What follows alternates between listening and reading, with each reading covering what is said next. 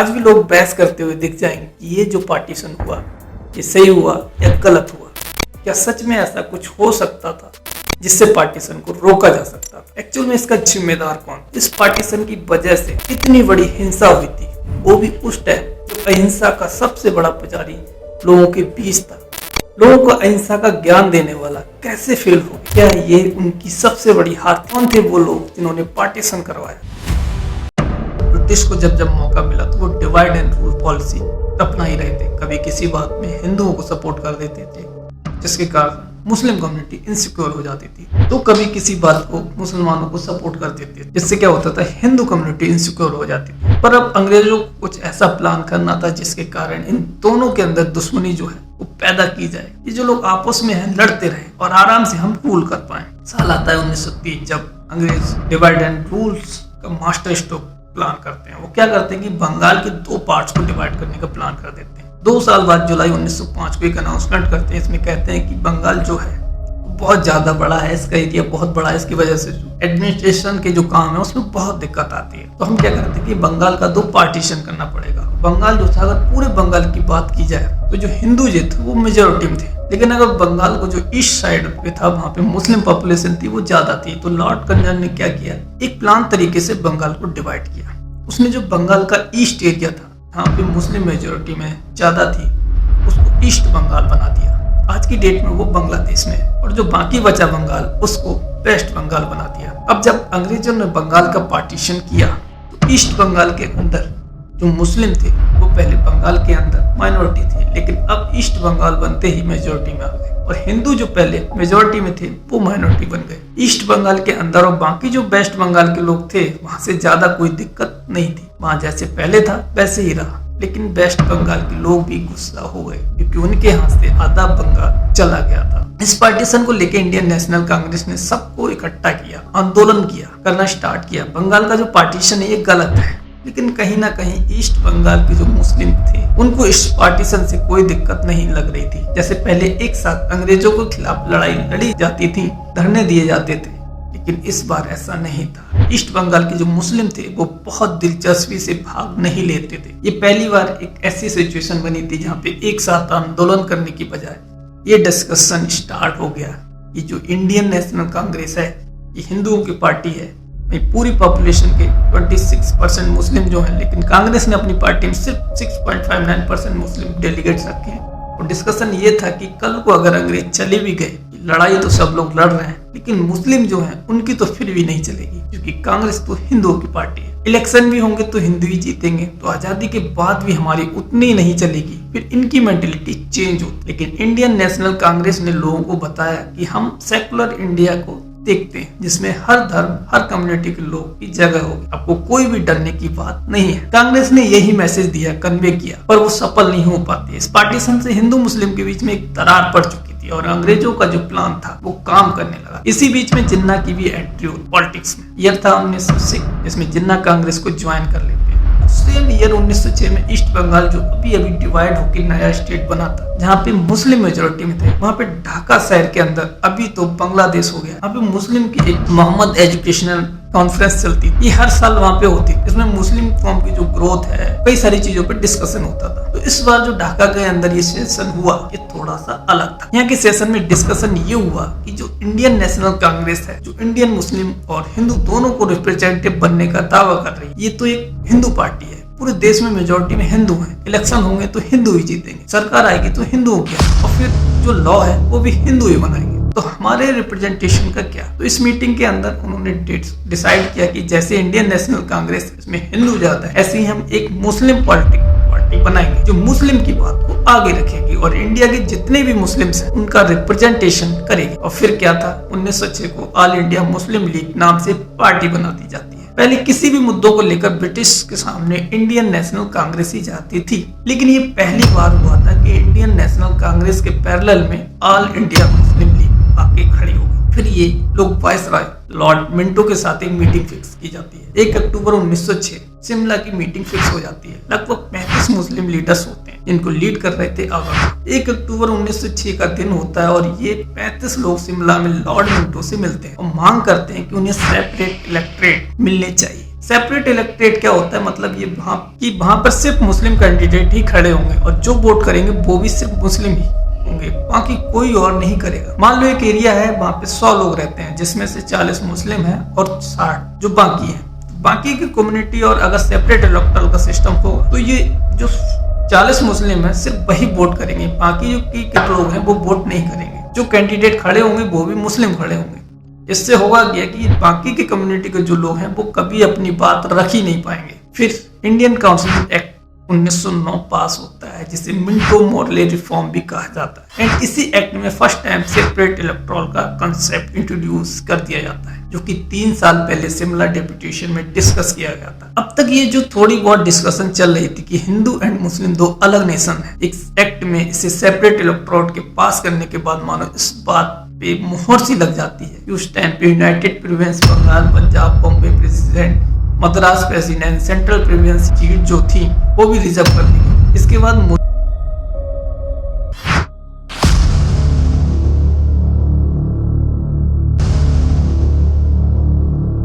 ये जो मुस्लिम लीग ने सेपरेट इलेक्टोरेट्स एक इंसिडेंट की वजह से बहुत ही कम टाइम पे मुस्लिम लीग जो थी वो इंडियन नेशनल कांग्रेस के पैरेलल में आके खड़ी। अब होता क्या है, किंग जॉर्ज V ये अनाउंस करते हैं कि बंगाल को फिर से यूनाइट कर दिया जाएगा। जहां एक तरफ बंगाली हिंदू के लिए खुशी का दिन, मुस्लिम के लिए एक दुख भरा डिसीजन था, क्योंकि पार्टीशन के बाद एक्चुअल में मुस्लिम कम्युनिटी जो थी वो डेवलपमेंट हुई थी उसमें बहुत ज्यादा। यहाँ 1901 में 1255 मुस्लिम हायर पोस्ट पे थे, वहीं पार्टीशन के बाद ये नंबर डबल हो चुका था, यानी 2305 मुस्लिम मेंबर हायर पोस्ट पर अपॉइंटेड थे।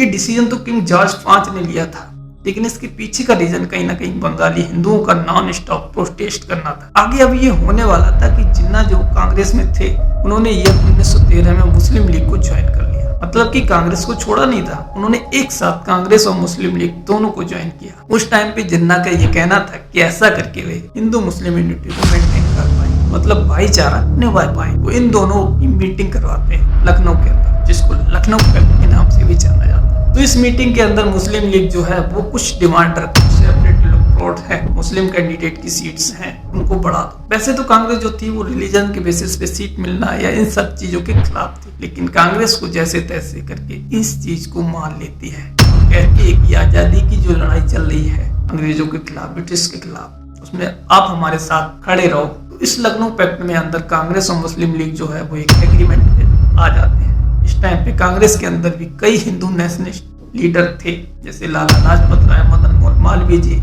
इन सारी चीजों से ज्यादा खुश नहीं हो रहे, क्योंकि उन्होंने ऐसा काम किया था जैसे कि मुस्लिम के लिए मुस्लिम लीग है, तो उन्होंने ईयर 1915 में हिंदू महासभा बना दी ताकि हिंदुओं की भी बात आके रखी जा सके। अभी तक ये जितनी भी चीजें चल रही थी इंडिया के अंदर, गांधी जी इनसे दूर थे। क्यों दूर थे कभी और डिटेल में बताएंगे। फिर एंट्री होती है गांधी जी, जो 1915 में कांग्रेस को ज्वाइन कर लेते हैं, और इसी टाइम लखनऊ पैक्ट साइन किया गया। सेपरेट इलेक्टोरेट जो कि 1909 में गवर्नमेंट ने ऑलरेडी पास कर दिए थे, लेकिन कांग्रेस लीडर उससे खुश नहीं थे। पर अब इस पैक्ट के बाद कांग्रेस सेपरेट इलेक्टोरेट को एक्सेप्ट कर लेती है। और दूसरी चीज, कांग्रेस इस बात को भी एग्री करती है कि मुस्लिम पॉपुलेशन को देखते हुए काउंसिल में 1/3 सीट मुस्लिम के लिए रिजर्व रहेंगी। सब कुछ लगभग ठीक चल रहा होता है। फिर साल आता है 1900, पूरे देश में एक नया मूवमेंट पकड़ रहा होता है, खिलाफत मूवमेंट। ये मूवमेंट इंडियन मुस्लिम की तरफ से लॉन्च किया गया था ब्रिटिश गवर्नमेंट के अगेंस्ट। ब्रिटिश एम्पायर जो था उसने ऑटोमन एम्पायर को हरा दिया, और इस टाइम पे ऑटोमन एम्पायर के जो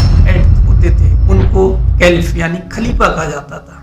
पूरे वर्ल्ड के जो मुस्लिम थे वो इनको अपना स्पिरिचुअल और रिलीजियस लीडर मानते थे, क्योंकि ये हजरत प्रॉफिट मोहम्मद के सक्सेसर। तो उस टाइम पे हुआ क्या था कि बार जीतने के बाद एलाइड पावर जिसमें ब्रिटिश एम्पायर भी था, उन्होंने ऑटोमन एम्पायर को बांटना शुरू कर दिया। ऑटोमन एम्पायर कहते हैं किसी और में बात करेंगे, और अपने अंडर लेना शुरू कर दिया ऐसे एरिया जिसमें मुस्लिम के होली पैलेसेस थे, इनके ऊपर कैलिफ यानी खलीफा का कंट्रोल था, वो सारे एरिया भी इन्होंने अपने अंडर लेने स्टार्ट कर दिए। इस पर्टिकुलर चीज से पूरे वर्ल्ड के जो मुस्लिम थे वो बहुत ज्यादा गुस्सा थे, पूरी दुनिया में प्रोटेस्ट हो रहे थे। तो इंडिया के अंदर भी प्रोटेस्ट स्टार्ट हुए, उसको खिलाफत मूवमेंट भी बोला जाता है। अब गांधी जी ने क्या किया, इसको हिंदू मुस्लिम यूनिटी की एक अपॉर्चुनिटी की तरह देखा। तो गांधी जी खिलाफत मूवमेंट के जो अली ब्रदर्स थे उनसे जाके मिलते हैं कि हम जो आपकी खिलाफत मूवमेंट है इसमें आपका पूरा सपोर्ट करें, अंग्रेजों के खिलाफ हिंदू मुस्लिम सब मिलके अंग्रेजों के खिलाफ आएंगे। गांधी जी एक एक हिंदू से अपील करते हैं कि खिलाफत मूवमेंट के सपोर्ट में आए। कई सारी कॉन्फ्रेंस भी की जाती है, हिंदुओं को भी जोड़ा।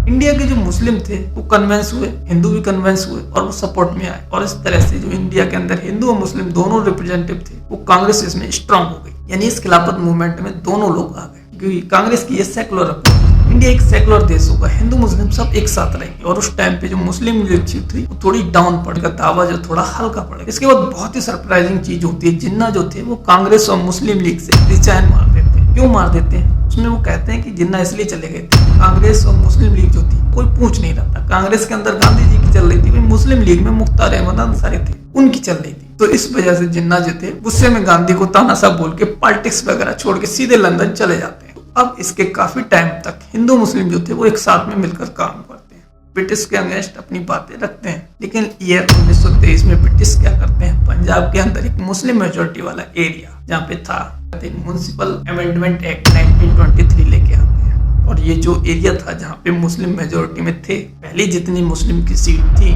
उससे ज्यादा सीट रिजर्व कर देते हैं मुस्लिम के लिए। और जो हिंदू पॉपुलेशन थी उनकी सीट एकदम से कम हो जाती है। अब इस इंसिडेंट की वजह से जो हिंदू थे वो भड़क जाते। सेपरेट इलेक्टोरल भी दिया जा रहा है मुस्लिम को, सेंट्रल लेजिस्लेटिव काउंसिल में भी अलग से सीटें रिजर्व की जा रही हैं और यहाँ पे भी हमारी सीट कम कर दी गई है। तो इसकी वजह से इस पूरी एरिया में हिंदू मुस्लिम जो टेंशन थी वो दोबारा से बढ़ने लगती है। और इस चीज का इम्पैक्ट जो था वो इंडिया के बाकी पार्ट्स में भी पड़ा। तो हिंदू महासभा ने भी कहा अगर ऐसी बात है तो हिंदू जो है उनको भी रिलीजियस के नाम पे ज्यादा सीटें दो। और सेम टाइम पे वीर सावरकर अंडमान सेलुलर जेल में बंद थे, उन्होंने हिंदुत्व एज ए हिंदू नाम से एक बुक भी लिख दी जिसमें हिंदुत्व और हिंदू राज बनाने की बातें कही, जिसको अंग्रेजों ने उसी टाइम पे बैन कर दिया। ये सारी चीजें एक साथ ही हो रही थी। और उसी टाइम पे पंजाब और यूपी में आर्य समाज ने शुद्धि कैंपेन लॉन्च कर दिया। और फिर इसका इम्पैक्ट धीरे धीरे इतना बढ़ा कि 2 साल बाद हिंदू कम्युनिटी के कई लीडर्स ने मिलकर आरएसएस का भी फॉर्मेशन कर दिया। तो कहने का मतलब ये है कि अब ये जो वो सिचुएशन थी जहाँ पे हिंदू मुस्लिम कम्युनल टेंशन जो थी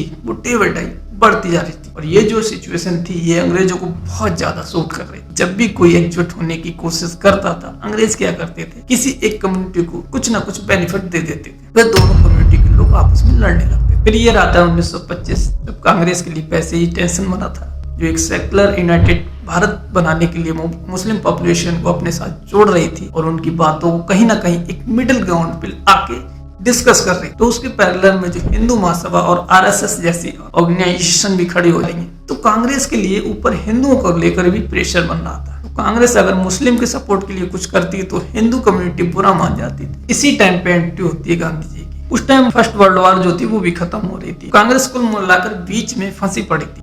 फायदा था वो मुस्लिम लीग को हुआ। इंडिया के जो मुस्लिम थे उनको अपनी तरफ जोड़ा। हिंदू महासभा हो गई, आरएसएस हो गई, इन्होंने बहुत ज्यादा प्रेशर बनाया कि कांग्रेस के ऊपर इस तरह का प्रेशर था कि अगले साल यानी कि 1926 में कांग्रेस ने बंगाल और पंजाब एरिया में जितने भी कैंडिडेट उतारे, यानी सब के सब हिंदू उतारे। और इसकी वजह से मुस्लिम पॉपुलेशन जो थी वह कांग्रेस से नाराज हो गई। तो अब ऐसा टाइम आ चुका था कि जो मुस्लिम लीग थी उसको इंडियन मुस्लिम का सपोर्ट मिलने लगा था। और इसी को ध्यान में रखते हुए ईयर 1930 में मुस्लिम लीग के प्रेसिडेंट मोहम्मद इकबाल ने अपने इलाहाबाद सेशन में अनाउंस कर दिया कि हमको एक सेपरेट स्टेट चाहिए। और ये जो पाकिस्तान वर्ड था, पहली बार ये वर्ड जो था वो इसी टाइम पे निकला था। कैम्ब्रिज यूनिवर्सिटी के स्टूडेंट चौधरी रहमत अली ने एक पंपलेट बनाया था जिसका टाइटल था नाउ और नेवर। और इसी पैम्पलेट में पहली बार इन्होंने पाकिस्तान का नाम डिक्लेयर किया था। पाकिस्तान से आई गायब था, मतलब पाकिस्तान नाम से टाइटल दिया गया। इधर ये सारी चीजें चल रही थी। और इसके कुछ टाइम बाद ईयर 1933 में मुस्लिम लीग के प्रेसिडेंट लियाकत अली खान लंदन में जिन्ना से मिलने जाते हैं और उनको मुस्लिम लीग ज्वाइन करने को बोलते हैं। फिर ऐसा ही होता है, अप्रैल 1934 को जिन्ना इंडिया वापस आकर मुस्लिम लीग ज्वाइन करते हैं और उसके प्रेसिडेंट बनते ही मुस्लिम कम्युनिटी को बोलते हैं कि कांग्रेस एक हिंदू पार्टी है, मुस्लिम को अलग आइडेंटिटी चाहिए, अलग देश चाहिए, हिंदू मुस्लिम एक साथ नहीं रह सकते और इस्लाम खतरे में है। अगर इससे बचना है तो सारे मुस्लिम को एक होकर हिंदुस्तान की पार्टीशन की मांग करनी होगी और उसके लिए आप सबको मुस्लिम लीग का सपोर्ट करना होगा। मस्जिदों में अनाउंस करवाया जाता है। फिर क्या था आप समझ ही सकते हैं आगे क्या होने वाला है। ये आता है 1945। सेकेंड वर्ल्ड वॉर भी खत्म हो जाती है। यूके बहुत वीक हो चुका था। यूएस और यूएन भी यूके के ऊपर बहुत ज्यादा प्रेशर आ रहा था कि आपकी जितनी भी कॉलोनी है उनको आप छोड़ दो।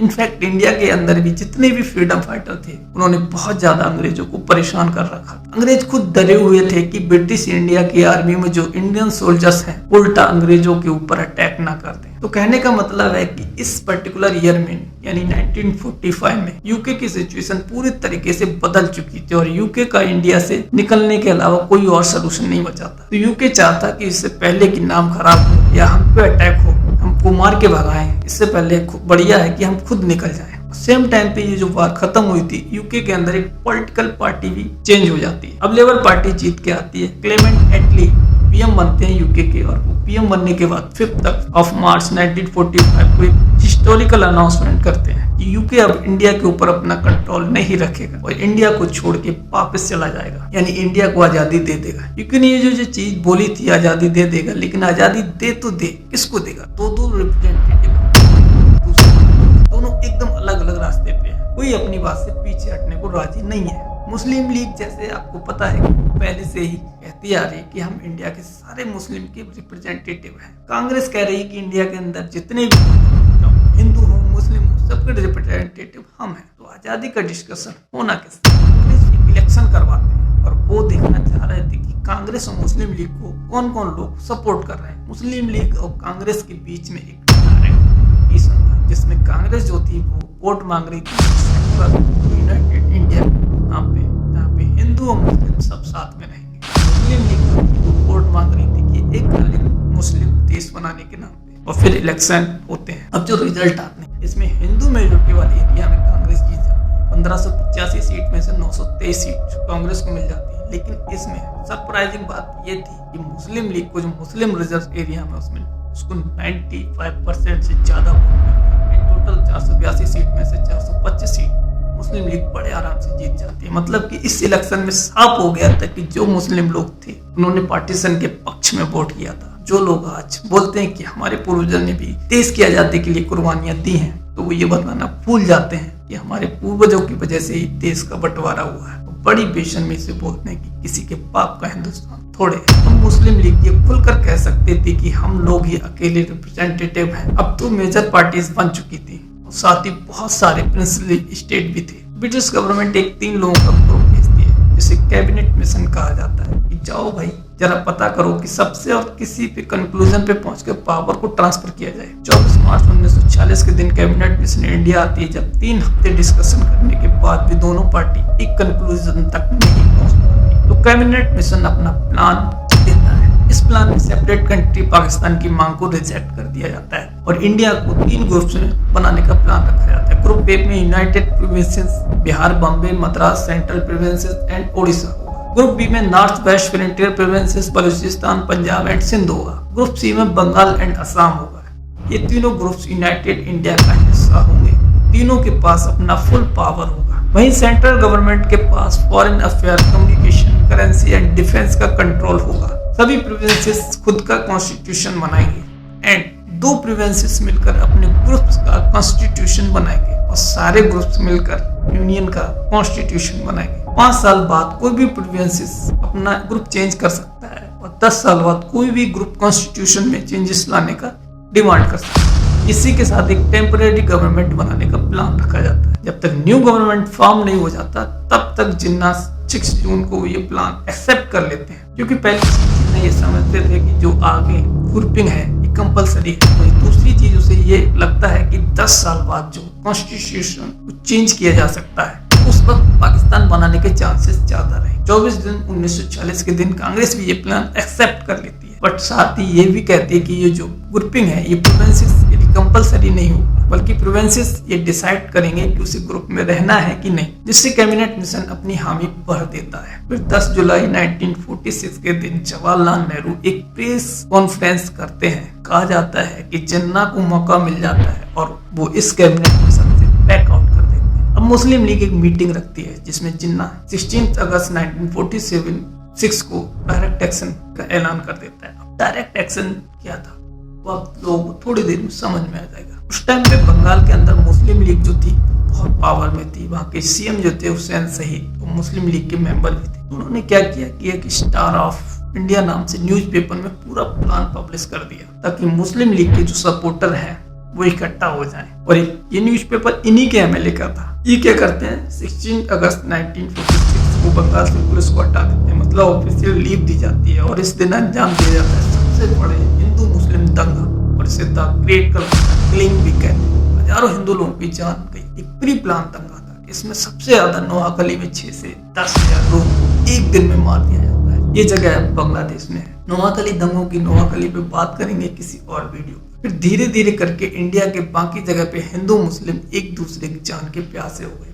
पूरे इंडिया में अपने 1 साल तक ये दंगे चलते रहते हैं और डेली 200 से 300 लोगों की मरने की खबर आती रहती है। इंडिया में हर तरफ दंगे फैल चुके थे। इससे निपटने के लिए एक ही सोल्यूशन था कि कांग्रेस और मुस्लिम लीग एक एग्रीमेंट पे आए, लेकिन दोनों अपनी बातों पर अड़े हुए थे। तो उन्हें दोनों जल्दी से कोई डिसीजन लें। इससे निपटने के लिए यूके के जो पीएम क्लीमेंट एटली, इन्होंने 28 फरवरी 1947 को ब्रिटिश हाउस ऑफ कॉमन में एक अनाउंसमेंट की, बहुत हो गया, चाहे अब इंडिया के जो पॉलिटिशियन हैं ये एग्रीमेंट पे आए या ना आए। 30 जून 1948 को हम लोग पावर ट्रांसफर करके इंडिया से चले जाएंगे। इंडिया के अंदर कुछ भी हो उसके जिम्मेदार हम नहीं होंगे। इंडिया के जितने भी स्टेट हैं हम सबको इंडिपेंडेंट करके चले जाएंगे। इसको बेलकन प्लान भी कहते हैं। इसमें नेहरू जी और जिन्ना दोनों परेशान हो गए, क्योंकि अब देश 2 भागों में नहीं बहुत सारे पार्ट्स होने वाले थे और इन लोगों को पीएम बनने का जो सपना था टूटता नजर आ रहा था।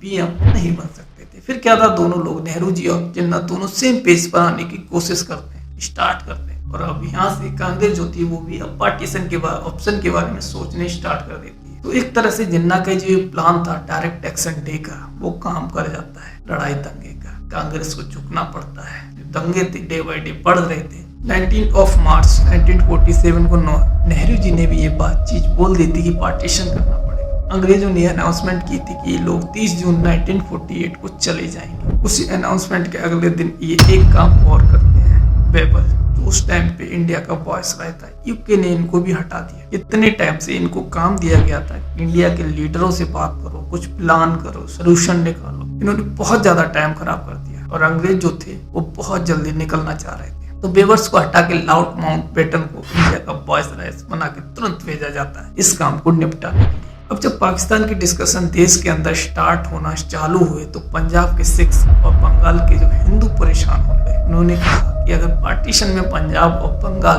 पूरे पाकिस्तान को चला जाएगा तो हम तो फंस जाएंगे, हम तो बिना कुछ कहे माइनॉरिटी बन जाएंगे। जिन्ना जो थे इनको आराम से समझा के पंजाब और बंगाल जो था वो पूरा लेने की डिमांड कर रहे थे। उनका कहना था कि जो पंजाब और बंगाल के सिख और हिंदू हैं ये पाकिस्तान में आराम से रह सकते, माइनॉरिटी बन के, कोई दिक्कत नहीं। इसको लेके जिन्ना को क्रिटिसाइज भी किया जाता है, क्योंकि पहले जिन्ना ने ही कहा था कि हिंदू और मुस्लिम एक साथ नहीं रह सकते। आज भी ऐसा ही होता है, इसलिए इंडिया का बंटवारा करना होगा। लेकिन जब पंजाब और बंगाल की बात आ रही है तो वहाँ पे हिंदू और सिख को अपने पाकिस्तान में रखने के लिए आराम से तैयार है। और आज भी ऐसा होता है। जिन्ना को सिर्फ पावर से मतलब था, बंटवारा किसी भी राइट्स के लिए नहीं कर रहे थे, बल्कि पाकिस्तान के हेड बनने के लिए कर रहे थे। और अब इसके बाद डेट आती है 3 जून 1947। बहुत ही डिटेल डिस्कशन के बाद माउंटबेटन क्या करते हैं, इस डेट को इंडिया और पाकिस्तान का जो 2 अलग अलग देश बनाने का एक प्लान पब्लिक करते हैं। इसे माउंटबेटन प्लान भी बोला जाता है। इसमें माउंटबेटन ने इंडिया और पाकिस्तान 2 अलग देश बना के दोनों देशों का डोमिनियन स्टेटस दिया, मतलब कि देश को आजादी तो मिल जाएगी। इंटरनल मैटर, एडमिनिस्ट्रेशन, जितनी भी गवर्नेंस होगी सब खुद से कराई जाएंगी, लेकिन इंडिया और पाकिस्तान दोनों ब्रिटिश काउन के अंडर ही रहेंगे। ये चीज इसलिए कही गई थी क्योंकि माहौल बहुत ज्यादा खराब था। उस टाइम पे दंगे बहुत ज्यादा हो रहे थे, चीजें आउट ऑफ कंट्रोल हो सकती थी और कॉन्स्टिट्यूशन वगैरह भी नहीं बना था। तो सारा एडमिनिस्ट्रेशन जो था उसको सेटअप करने में भी टाइम लगता। तो इसलिए ये डिसाइड हुआ कि जब तक दोनों कंट्रीज का कॉन्स्टिट्यूशन नहीं बनता है तब तक उन्हें एक डोमिनियन स्टेटस दिया जाएगा। तो इसी वजह से जब ये 1950 में इंडिया का और 1956 में पाकिस्तान का कॉन्स्टिट्यूशन बना, तब जाके दोनों देशों की पूरी तरीके से ब्रिटिश कानून के अंडर से हटाया गया। और इसके बाद ये जो माउंटबेटन प्लान था, इसमें कहा गया कि पंजाब और बंगाल के केस में वोटिंग हो जाएगी। मुस्लिम, हिंदू और जो सिख हैं, जो रिप्रेजेंटेटिव हैं, ये अलग अलग वोटिंग कर लेंगे कि अगर हिंदू और सिख भी चाहते हैं तो पाकिस्तान के साथ जाना, तो पंजाब और बंगाल को भी 2 पार्ट में बांट दिया जाएगा। लेकिन जब वोटिंग हुई तो हिंदू और सिख जो थे उन्होंने पाकिस्तान के बजाय इंडिया के साथ रहना प्रेफर किया। तो इस केस में पंजाब और बंगाल को ईस्ट और वेस्ट पार्ट में डिवाइड करके इंडिया और पाकिस्तान में बांट दिया गया। तो कहने का मतलब कि ये सारी चीजें होने के बाद फाइनली जो पाकिस्तान था उसके अंडर में सिंध नॉर्थ वेस्ट फ्रंटियर, आज का जो खैबर पख्तून है वो बलूचिस्तान, सिलेट, वेस्ट पंजाब और ईस्ट बंगाल। बाकी जितना बचा वो सब इंडिया के पास गया। और इस जो प्रिंसली स्टेट थे उसमें माउंटबेटन के प्लान में ये था कि जो पुराने अंग्रेजों के साथ प्रिंसली स्टेट के जो एग्रीमेंट हुए थे वो सब रद्द हो जाएंगे, और प्रिंसली स्टेट अगर चाहते हैं पाकिस्तान के साथ जुड़ना या इंडिया के साथ वो जुड़ सकते हैं, वो इंडिपेंडेंट रहना चाहें तो भी कर सकते हैं, ये उनकी मर्जी है। जिस रेजिमेंट के अंदर मुस्लिम सोल्जर जो थे उसको ज्यादा थे, उस रेजिमेंट को पाकिस्तान को दे दिया जाता है। जैसे Sindh regiment, Baloch regiment, frontier force regiment, ये सारी रेजिमेंट जो थी वो पाकिस्तान के पास चली गई। बाकी बची हुई इंडियन के पास आ जाती है। इंडियन के पास railway, civil services, financial asset, जो ब्रिटिश का लोन था वो भी इंडिया को और पाकिस्तान में बराबर बांट दिया जाता है। पहले जो डेट दी गई थी 30 जून 1948 को, इसको चेंज करके अब 5 अगस्त 1947 को दोनों देशों की आजादी मिलेगी। ये डेट इसलिए रखी गई थी क्योंकि जापान ने इस डेट को अलाइड फोर्सेस के सामने सरेंडर किया था, और माउंटबेटन जो थे उस टाइम साउथ ईस्ट एशिया में सुप्रीम कमांडर थे। फिर एक कमेटी बनाई जाती है जिसके चेयरमैन रेडक्लिफ होते हैं, और इंडिया और पाकिस्तान का बॉर्डर कहां से जाएगा और किस जगह से जाएगा ये कमेटी वो चीज फिक्स करेगी। तो पूरे इस तरह से इस पूरे माउंटबेटन प्लान को जब कांग्रेस और मुस्लिम लीग ने एक्सेप्ट कर लिया तो उसको 4 जुलाई 1947 को इंडियन इंडिपेंडेंस बिल के नाम से ब्रिटिश पार्लियामेंट और यूके के पार्लियामेंट हाउस में, parliament house of common house of Lord में पास करा के, फिर इसके अगले दिन यूके के जो किंग थे उनसे साइन करा के जो बिल था ये एक्ट बन जाता है, जिसका नाम होता है इंडिया इंडिपेंडेंस एक्ट 1947। इसी एक्ट के थ्रू हमें आजादी मिली थी। चेयरमैन रेडक्लिफ से कहा जाता है कि जल्दी से जल्दी आप इंडिया और पाकिस्तान का बॉर्डर बनाओ। इसके लिए सिर्फ 3 वीक का टाइम दिया गया था। तो जो रेडक्लिफ थे उन्हें इंडिया के बारे में कुछ पता नहीं था कि कौन सी कम्युनिटी के लोग कहाँ पे रहते हैं। फिर ये क्या करते हैं, वहाँ की डिस्ट्रिक्ट का हिंदू मुस्लिम पॉपुलेशन का सारा डाटा मंगवाया। फिर ये एक एक डिस्ट्रिक्ट उठा के इन्होंने हिंदू मुस्लिम मेजोरिटी वाले एरिया के हिसाब से बॉर्डर बनाते चले गए, और ऐसा करके इन्होंने एक पेपर पे इंडिया के 2 टुकड़े कर दिए। अब इसके बाद डेट आती है 14 अगस्त 1947, लेकिन अभी तक बॉर्डर पे कहाँ पे बनाया जाएगा ये चीज रेडक्लिफ ने ऑफिशियली अनाउंस नहीं की थी। किसी को भी नहीं पता था कि इंडिया पाकिस्तान का बॉर्डर होगा कहाँ पे। अब नेक्स्ट डे 5 अगस्त 1947 यानी टेक्निकली 14 अगस्त 1947 की रात 12 बजे के बाद इंडिया और पाकिस्तान की आज़ादी डिक्लेयर होनी थी, लेकिन पाकिस्तान ने 14 अगस्त को ही अपनी इंडिपेंडेंस अनाउंस कर दी। नेक्स्ट डे 15 अगस्त को इंडिया को इंडिपेंडेंस मिल जाती है। अब आजाद जो 2 दिन बाद यानी कि 7 अगस्त 1947 को इंडिया पाकिस्तान का जो एक्चुअल बॉर्डर था उसको अनाउंस कर देते हैं, और लोग अपना अपना घर छोड़ के भागने लगते हैं। ये जो इस टाइम पे हर किसी को पावर लेने की जल्दी थी, किसी को पावर छोड़ के जाने की जल्दी थी, इसकी वजह से जो मिसमैनेजमेंट हुआ उसकी वजह से बहुत लोगों की जान गई। इस माइग्रेशन में बहुत ही ज्यादा बड़े स्केल पे दंगे स्टार्ट हुए, औरतों के साथ कपड़े फाड़े जाते हैं, जबरदस्ती होती है, लोग एक दूसरे को काटना शुरू कर देते हैं, ट्रेनों में लाशें भर के भेजी जाती हैं, रातों रात लोगों को अपना घर छोड़ के भागना पड़ता है और अपनी जान बचाने के लिए भीख मांगनी पड़ती है, अपने अच्छे घरों को छोड़कर रिफ्यूजी कैंप में रहना पड़ता है। इसका अंदाजा आप इसी तरीके से लगा सकते हो कि पार्टीशन हो चुका था, सब कुछ सोल्यूशन हो चुका था, फिर उसके बाद भी कोई मतभेद नहीं था, फिर भी 10 से 20 लाख लोगों को पार्टीशन होने के बाद, सोल्यूशन मिलने के बाद काट दिया गया। 80,000 औरतों को किडनैप कर लिया गया, उन्हें बाजारों में बेच दिया गया, उनके साथ रेप किया गया, नंगे सड़कों पर झुंड बनाकर परेड करवाई गई, कईयों को जला दिया गया, कईयों को खुद की इज्जत बचाने के लिए कुएं में कूदना पड़ा। और ऐसी कई सोर्सेस हैं जिनसे हमें पता चलता है कि कैसे गवर्नमेंट ऑफिसर्स या पुलिस या दूसरे लोगों ने अपनी अपनी पोस्ट का खूब फायदा उठाया। ना जाने कितनी औरतों का रेप खुद पुलिस और दूसरी फोर्सेस ने किया। ये बातें अंदर से झकझोर देती हैं। कुछ रिलीजन के नाम पे हो रहा था। तुम जिस रिलीजन को बताने की बात करते हो काश उस रिलीजन को पढ़ा होता है। वुमेन्स में कितनी वुमेन्स हिंदू, कितनी वुमेन्स मुस्लिम थी, किस्सा था। हद तक हम नीचे गिर चुके थे।